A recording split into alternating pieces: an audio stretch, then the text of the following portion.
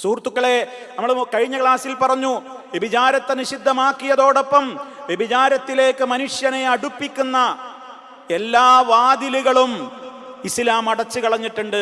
ഇതേപോലെ ഈ വിഷയത്തിലുണ്ട്. ഈ ഹോമോസെക്ഷുവാലിറ്റിയിലേക്ക്, അത് പാടില്ല എന്ന് പറയുക മാത്രമല്ല ഇസ്ലാം ചെയ്തിട്ടുള്ളത്, അതിലേക്ക് മനുഷ്യനെ പ്രേരിപ്പിക്കുന്ന കുറേ കാര്യങ്ങളുണ്ട്.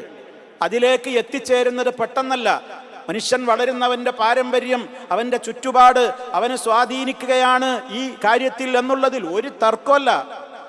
അതുകൊണ്ട് അത്തരത്തിലുള്ള ആ പാതയിലേക്ക് മനുഷ്യൻ പോകാതിരിക്കാൻ ധാർമ്മികമായി അവന് ചില നിർദ്ദേശങ്ങൾ ഇസ്ലാം നൽകുന്നുണ്ട് എന്ന് നമ്മൾ വളരെ കൃത്യമായി മനസ്സിലാക്കി കഴിയുമ്പോൾ നമുക്ക് മനസ്സിലാക്കാം ഈ വിഷയത്തിൽ ഇസ്ലാമിന് കൃത്യമായ കാഴ്ചപ്പാടുണ്ട്. അപ്പൊ ഏതൊക്കെയാണ് ആ മാർഗങ്ങൾ?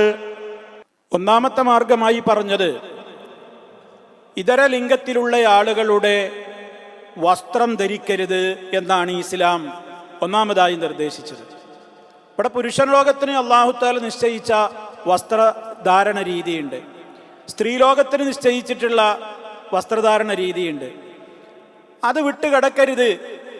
കാരണം അത് ഈ രൂപത്തിലുള്ള പഴച്ച ചിന്താഗതികളിലേക്കുള്ള മനുഷ്യന്റെ ആദ്യത്തെ കാൽവെപ്പാണ്. അവിടം കൊണ്ടാണ് തുടങ്ങല്. പല രക്ഷിതാക്കളും ചിലപ്പോൾ ചെറുപ്പത്തിൽ വെറുതെ തമാശക്ക് വേണ്ടി, മാതാപിതാക്കൾ തന്നെ ഈ ദുശ്ശീലത്തിനൊക്കെ ചിലപ്പോൾ തുടക്കം കുറിച്ചു കൊടുക്കാറുണ്ട്. നിങ്ങളുടെ കുട്ടികളെ ചിലപ്പോൾ ആൺകുട്ടികളെ പെൺവേഷത്തിൽ ഇങ്ങനെ നടത്തും ചെറുപ്പത്തിലെ ആ നിലക്ക്. അതുപോലെ ചില പെൺകുട്ടികളെ ആണിൻ്റെ കോലത്തിലാക്കും. ഈ രൂപത്തിലൊക്കെയുള്ള ചില പ്രത്യേകമായ പ്രവർത്തനങ്ങൾ ഇസ്ലാം അതിൻ്റെ പ്രാഥമികമായ ആ കവാടം തന്നെ അടച്ചിരിക്കുകയാണ്. അത്തരത്തിലുള്ള പ്രവർത്തനങ്ങൾ നടത്തുന്ന പുരുഷന്മാരെയും സ്ത്രീകളും ശപിക്കപ്പെട്ടവരാണ് എന്നുള്ളതാണ് ഇസ്ലാം പറയുന്നത്. അവരുടെ ജന്മനായുള്ള കാര്യം കൊണ്ടൊന്നുമല്ല, അവരിൽ അത് ഉണ്ടാക്കി തീർക്കുകയാണ്. ലഅന റസൂലുള്ളാഹി സ്വല്ലല്ലാഹു അലൈഹി വസല്ലം, അള്ളാഹുവിന്റെ റസൂൽ ശാപത്തിന്റെ വാക്കുകളാണ് പറഞ്ഞത്. ആര്? പുരുഷന്മാരിൽ നിന്ന് സ്ത്രീകളോടും അതുപോലെ തന്നെ സ്ത്രീകളിൽ നിന്ന് പുരുഷന്മാരോടുമൊക്കെ സാദൃശ്യമാകാൻ വേണ്ടി വെമ്പുന്ന ആളുകൾക്ക്. ഞാൻ നേരത്തെ പറഞ്ഞു ഈ ഭാഗമൊന്നും അല്ലവര്. അങ്ങനെ കുറച്ച് നിരപരാധികളായ ആളുകളുണ്ട്. ആ വിഭാഗം ഈ LGBTQ, LGBTIQ, IAQ എന്നൊക്കെ പറയുന്ന അതിൻ്റെ കൂട്ടത്തിൽ അത്തരത്തിൽ ചില ആളുകളുണ്ട്. അവരുടെ വിഷയമല്ല ഈ പറയുന്നത്. ഇത് തനിച്ച തോന്നിവാസം, അവരവരുടെ താല്പര്യം എന്നും പറഞ്ഞിട്ട് അങ്ങോട്ട് തുടങ്ങുന്ന ആഗ്രഹം, പിന്നെ അവരവരുടെ ഇഷ്ടം, സ്വാതന്ത്ര്യം എന്നൊക്കെ പറഞ്ഞിട്ടാണ് തുടങ്ങുന്ന രൂപത്തിലുള്ള പ്രവർത്തനങ്ങളാണ്. ഇത് ഇസ്ലാം അംഗീകരിക്കുന്നില്ല. അവരുടേതായ രൂപത്തിലും സ്വഭാവവും നടത്തവും ഇരുത്തവും വേഷവിധാനവും എല്ലാ കാര്യങ്ങളും അങ്ങനെ സ്വീകരിച്ചു കൊണ്ടെന്ന് പെണ്ണാകാൻ വെമ്പുന്ന, ആണാകാൻ വെമ്പുന്ന അത്തരത്തിലുള്ള ആളുകളെ അവരെ സംബന്ധിച്ച് വളരെ ഗൗരവത്തോടെ തന്നെയാണ് ഇസ്ലാം സംസാരിച്ചിട്ടുള്ളത്. അതുകൊണ്ട് അതിൻ്റെ ആദ്യപടി എന്ന നിലക്ക് ഈ വേഷവിധാനം പരസ്പരം അങ്ങോട്ടും ഇങ്ങോട്ടും മാറ്റിക്കളിക്കുന്ന ഈ രീതിയുണ്ടല്ലോ, അത് തന്നെ നിർത്തണം. അത് ശാപഹേതുവായ കാര്യമാണ് എന്ന് ഇസ്ലാം പറഞ്ഞു. പുരുഷൻ സ്ത്രീ വേഷം ധരിക്കൽ, അതുപോലെ സ്ത്രീ പുരുഷ വേഷം ധരിക്കൽ. രണ്ടാമത്തെ കാര്യം എന്താ പറഞ്ഞത്? ഇസ്ലാം പറഞ്ഞത് കൗമാരപ്രായത്തിലുള്ള ആളുകൾ ഒരുമിച്ച് കിടക്കരുത് എന്നാണ്. ഒരു പുതപ്പിനുള്ളിൽ കിടക്കാൻ പോലും പാടില്ല. അങ്ങനെ കൗമാരപ്രായത്തിലുള്ള ആളുകൾ കൃത്യമായി പറഞ്ഞു, ഒരു പുരുഷനും മറ്റൊരു പുരുഷനും തമ്മിൽ ഒരു പുതപ്പിന് കീഴിൽ, ഒരു വസ്ത്രത്തിന് കീഴിൽ, അതുപോലെ ഒരു സ്ത്രീയും മറ്റൊരു സ്ത്രീയും തമ്മിൽ ഒരു പുതപ്പിന്, ഒരു വസ്ത്രത്തിന് കീഴിൽ അവർ ഒരുമിച്ച് കൂടി ചേർന്ന് കിടക്കരുത്. കണ്ടോ, അതൊക്കെ ഇസ്ലാം അതിൻ്റെ കവാടങ്ങളാണ് അടക്കുകയാണ്.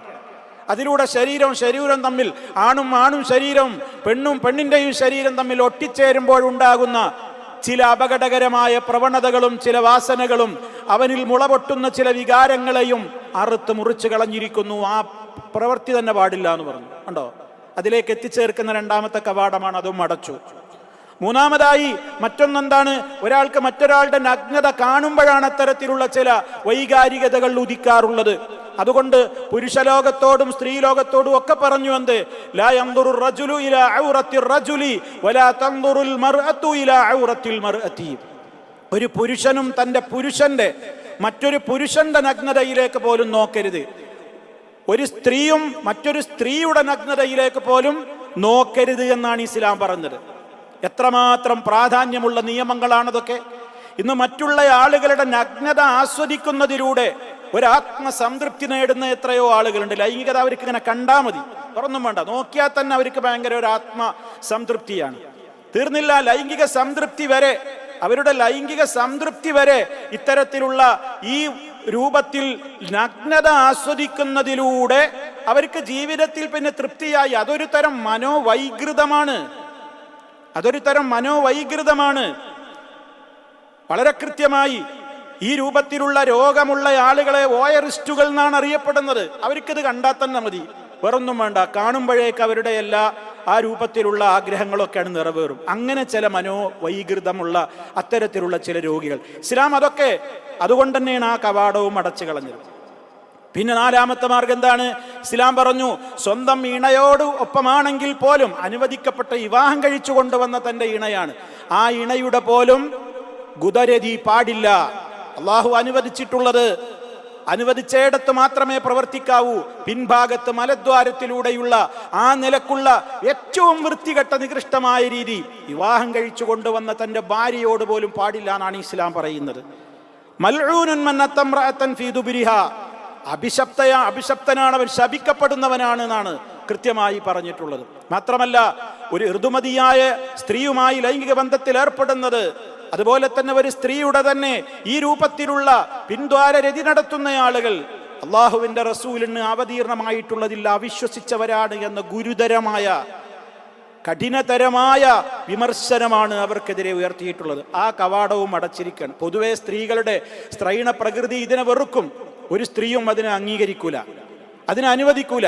പക്ഷെ ചില പുരുഷന്മാർ, വൃത്തികെട്ട ചിന്താഗതിയുള്ള ചില പുരുഷന്മാർ, എനിക്ക് അനുവാദം തന്നിട്ടില്ലെങ്കിൽ ഞാൻ നിന്നെ ത്വലാഖ് ചൊല്ലും എന്നൊക്കെ പലതും പറഞ്ഞ് ഭീഷണിപ്പെടുത്തിയിട്ട് പലരെയും തൻ്റെ താല്പര്യത്തിന് വിധേയരാക്കാറുണ്ട്. അതുപോലെ തന്നെ ഇതിനെപ്പറ്റിയൊന്നും വിവരമില്ലാത്ത പെണ്ണുങ്ങളോട് അതൊക്കെ അനുവദനീയമാണ്, അതിൽ വലിയൊരു തെറ്റൊന്നുമില്ല എന്ന് പറഞ്ഞുകൊണ്ട് അതൊക്കെ ഹലാലാണ് എന്ന രൂപത്തിൽ അവരെ വഞ്ചിക്കുന്ന അത്തരത്തിലുള്ള പുരുഷന്മാരുമുണ്ട്.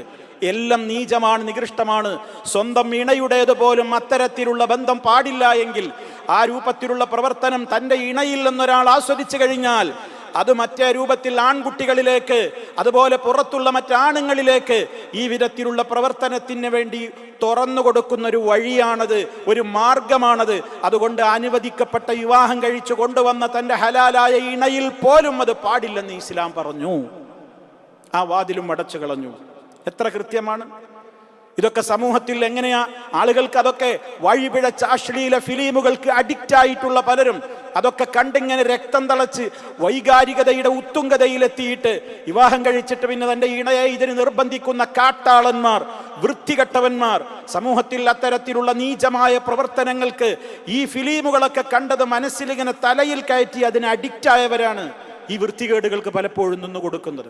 എന്നിട്ട് അതിനൊക്കെ പച്ചക്കൊടി കാണിക്കാൻ, അതൊക്കെ ഓരോരുത്തരുടെ ഇഷ്ടമല്ലേ എന്ന് പച്ചക്കൊടി കാണിക്കാൻ ചില വലിയ രൂപത്തിലുള്ള മനുഷ്യാവകാശത്തിൻ്റെ മൊത്തക്കുത്തക ഏറ്റെടുക്കുന്ന ചില കാരുണ്യ മനസ്ഥിതിക്കാരും.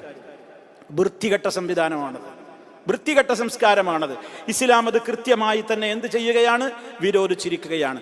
ഇതുകൊണ്ടാണ് സുഹൃത്തുക്കളെ ഇസ്ലാം എന്ന് പറഞ്ഞ് ഈ പറയുന്ന ഏതൊക്കെ മാർഗങ്ങളുണ്ടോ ഇതൊക്കെ അങ്ങോട്ട് എത്തിച്ചേർക്കുന്ന മാർഗങ്ങളായതുകൊണ്ട് വളരെ കണിശമായി തന്നെ ഇസ്ലാം എന്തു ചെയ്തു? ആ കവാടങ്ങളെയൊക്കെ അടച്ചു.